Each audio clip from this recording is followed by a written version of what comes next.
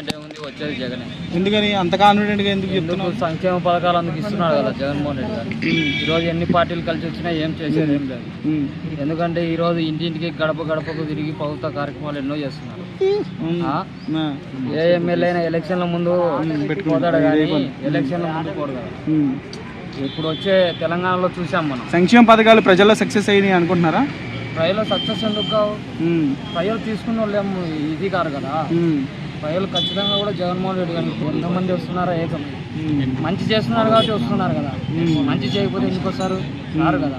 మంచి చేస్తున్నాడు కాబట్టి ఈరోజు అందరు కలిసి ఒంటరిగా వస్తున్నాడు. మరి తప్పకుండా 175 తిరుగులేదు దాంట్లో.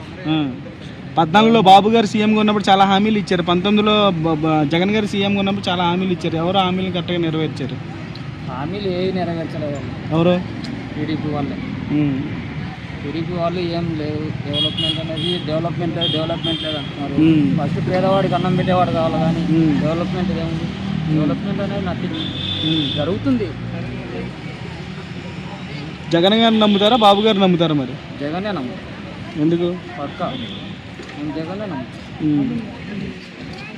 జగన్మోహన్ రెడ్డి గారిని నమ్ముతాను. పోయినసారి 151 సీట్లు వచ్చినాయి కదా, ఈసారి ఎన్ని వస్తాయి? మరి వస్తాయి అనుకుంటున్నా 175. కాకపోతే చెప్పలేము. మెజార్టీ తగ్గచ్చు తగ్గకపోవచ్చు. సీఎం అయితే జగనే. ఇప్పుడు షర్మిల గారు కాంగ్రెస్లోకి వెళ్ళారు కదా, మళ్ళీ ఇప్పుడు నెక్స్ట్ ఎలక్షన్స్కి ఇదే కూటమి పార్టీకి సపోర్ట్ చేస్తే మొత్తానికి ఒంటరివాడు అయిపోతాడు జగన్. కాంగ్రెస్ పార్టీ రాజశేఖర రెడ్డికి ద్రోహం చేసింది. కాంగ్రెస్ పార్టీని వీడిన తర్వాత జగన్మోహన్ రెడ్డి గారిపై ఎన్నో కేసులు, అక్రమ కేసులు పెట్టారు. ఇరికించారు. అటువంటి పార్టీలోకి పోయి ఎవరు వచ్చినా ఏం చేసేది ఏం లేదు. కాంగ్రెస్కు ఒక్కరు కూడా ఓటు. కాంగ్రెస్ పార్టీ తెలంగాణలో ఏమైంది? తెలంగాణలో రేవంత్ రెడ్డి గారు వచ్చారు.